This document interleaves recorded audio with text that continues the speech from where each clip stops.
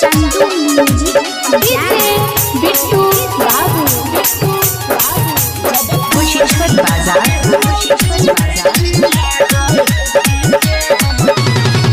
शादी हमर होई छई सुनर याराबा चली जेब छोड़ के हम खाई है नहीं जहराबा खाई है नहीं जहराबा। शादी हमर होई छई सुनर याराबा चली जेब छोड़ के हम खाई है नहीं जहराबा। तोरे बियाह से हम रोज कानाबो जब तू ही रहबी नहीं पीड़ितिया गए जी के हम की करब गे जानू। जब तू ही रहबी नहीं पीड़ितिया गए जी के हम की करब। चंदू म्यूजिक पंजाब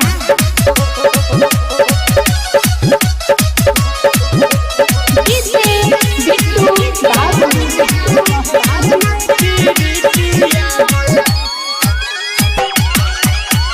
कुशेश्वर बाजार।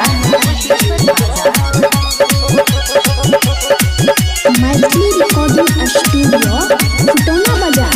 छिए मजबूर हम सुना लेना बात रे सोचने नहीं रहिए शादी करबै दोसर साथ रे रहो मजबूरी जान हमरा नहीं बते लगे दोसर के बात सुन के हमरा टूट दे लगे।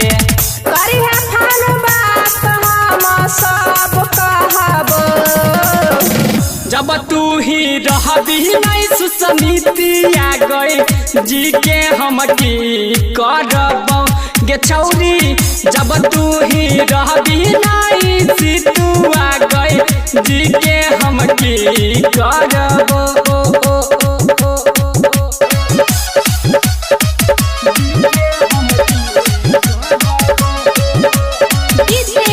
बिट्टू बाबू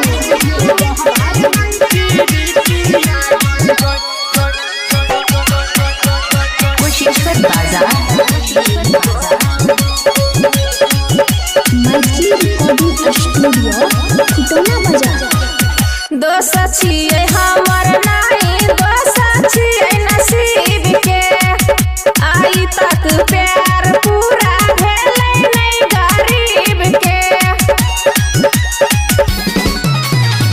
साचे कहै छियौ बतिया तोय तो जान मान गे गलती नहीं हमर तोहर छियै भगवान के। सुन ले विकेसी अखिलेश प्यार नहीं भूलबो जब तू ही रहबी नहीं मन जू जान गे जी के हम की करब गे जानू। जब तू ही रहबी नहीं पीड़ितिया गए जी के हम की